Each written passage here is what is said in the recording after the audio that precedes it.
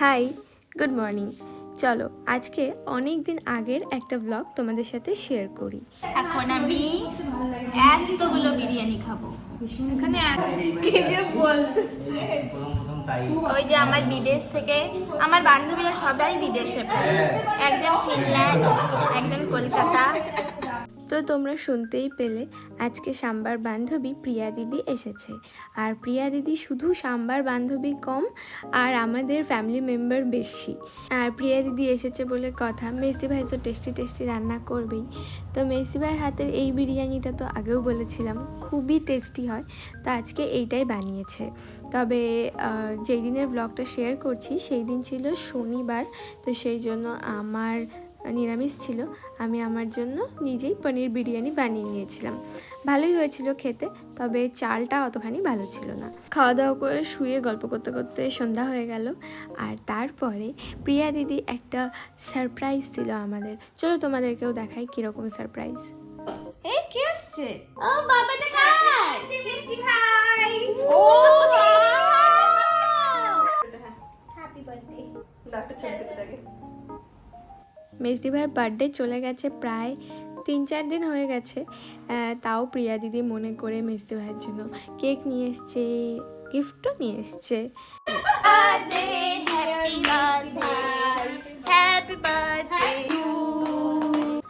আবার গিফটও নিয়ে আসছে। বাবা গিফটও নিয়ে আসছে, তাও আবার হ্যান্ডমেড গিফট। ওয়াও, ও এটা বাহ খুব সুন্দর হয়েছে, ও দারুণ, দেখি এদিকে দেখাও। দারুণ সুন্দর। এটা প্রিয়া নিজে হাতে বানাইছিস না?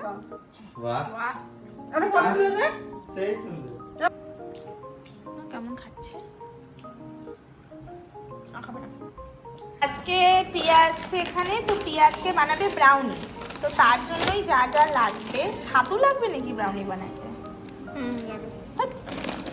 যাই হোক, আদার্স যা যা লাগে সেগুলো নিয়ে আসছে। এখানে ময়দা, চকলেট, আর এখানে যা চকলেট চিপস দেখছো সেগুলো হচ্ছে এই যে বাড়ির বাচ্চা হচ্ছে চকলেটটাকে মেল্ট করা হবে। আর এই মেথডটাকে বলা হয় ডাবল বয়েল মেথড। হ্যাঁ, তো প্রিয়া দিদি আজকে নিজে হাতে আমাদেরকে ব্রাউনি বানিয়ে খাওয়াবে।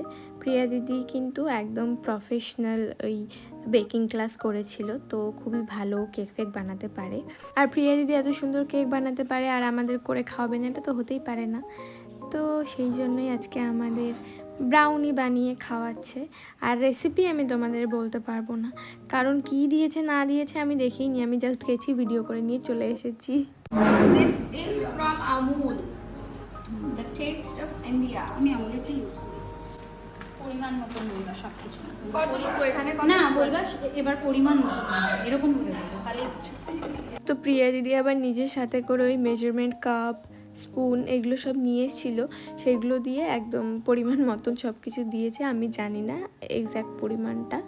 আর ইউটিউবে এরকম অনেক ভিডিও আছে যেগুলো থেকে ব্রাউনির রেসিপি পাওয়াই যায়, তাই আমি আর রেসিপির দিকে সেরকম একটা ধ্যান দিইনি। তবে প্রিয়া দিদি কেমন বানালো সেটা তোমাদেরকে দেখাবো। এটা হ্যাঁ, এটা হাফ টিস্পুন, মানে এটা পুরোটা হচ্ছে 1 টিস্পুন। হাফ টিস্পুন কি এটা? লবণ? হ্যাঁ, লবণ।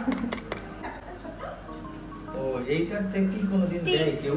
হ্যাঁ টিস্পুন, এটা ঠিকই বলেছিস। তো এইটাতে টি কোনোদিন দেয়? টেবিল স্পুন বড়টা। এটা দিয়ে টি দেয় কোনোদিন? teaspoon না, দেয়? টিস্পুন বললেও কিন্তু ওই সবাই বড়টাই ইউজ করে। হ্যাঁ। টিস্পুন না, আমি এটা মনে Teaspoon, রাখার জন্য tablespoon। এটা সূত্র বানাইছি যে টেবিল যেহেতু বড় তাই টেবিল স্পুন মানে বড়, আর টি যেহেতু ছোট হ্যাঁ, সেটাই। তাই টিস্পুন মানে ছোট।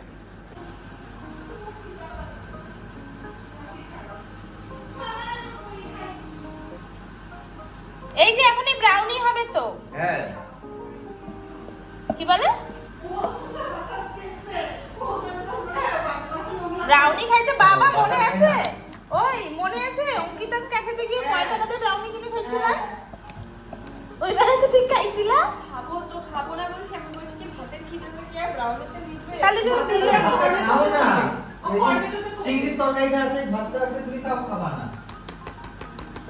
তোমার এই গান নেই। ওই যে নিরামিষটাই খাও না। নিরামিষের জন্য বলতে রাখো তুমি। বলতো নিরামিষ কেন? উপাস করতে রাখো। দেখ আমাকে। পনির বিরিয়ানি হয় নাকি? ওই কাজু আগে দিব? দিব? না না না। হ্যাঁ? তুই রাখ, তুই রাখ, হাতে দেখ দিস। কিরকম বলতেছে, তুই হাতে বিপুল, দিলে তুই দিলে একবারও বলতেছিস না যে আমি কতটা বিরিয়ানি খাইছি তখনকার। তুই তো একবার বল। দেখ ওইটুকু খাইছি। হয়েছে তোমার আমাদের ঘরে হার ওয়াক্ত এরকম চিৎকার চেঁচামেচি চলতে থাকে কোনো না কোনো একটা বিষয় নিয়ে। মানে চিৎকারটা আমি বেশি করি, আমি করি, আমার পরে মেসি ভাই করে, তারপর বাকিরাও শুরু হয়ে যায় আমাদের দেখা দেখি।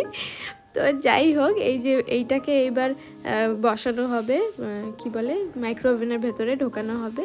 তো ঢুকিয়ে এই যে বেরিয়েও চলে এসছে। ভীষণ ভীষণ ভীষণ টেস্ট হয়েছিল, স্মুথ হয়েছিল, সফট, মানে কি যে হয়েছিল আমি বলতেও পারবো না। তবে প্রিয়া দিদি বললো যে এটার মধ্যে নাকি কোকো পাউডার মিক্স ছিল, তো কোকো পাউডার থাকলে নাকি আরও বেশি টেস্ট হতো। তো চলো সাম্বার থেকে রিভিউ নেওয়া যাক। কাঁচা ফ্লেভার আছে আমি বলছি, কিন্তু খুব ভালো। বেগ অনেকক্ষণ হয়েছে জন্য একটু স্বাদও আসছে। ভালো, ওটা তো বুঝবো না, কিন্তু বাটারের একটা কাঁচা গন্ধ আছে। বুঝছি না। এই তো আমাদের খাওয়া দাওয়া হয়ে গেছে, রাতে ডিনারও হয়ে গেছে। তো এখন আমরা সারা রাত গল্প করব। ওই দিন আমরা অনেক রাত পর্যন্ত গল্প করেছি, প্রায় 3টা সাড়ে 3টা অবধি গল্প করেছি। তারপর ভোরবেলা ঘুমিয়েছি। সকালবেলা উঠে আবার প্রিয়া দিদি বাড়ি চলে যাচ্ছে, মেসি ভাই থেকে এতগুলো শপিং করেছে।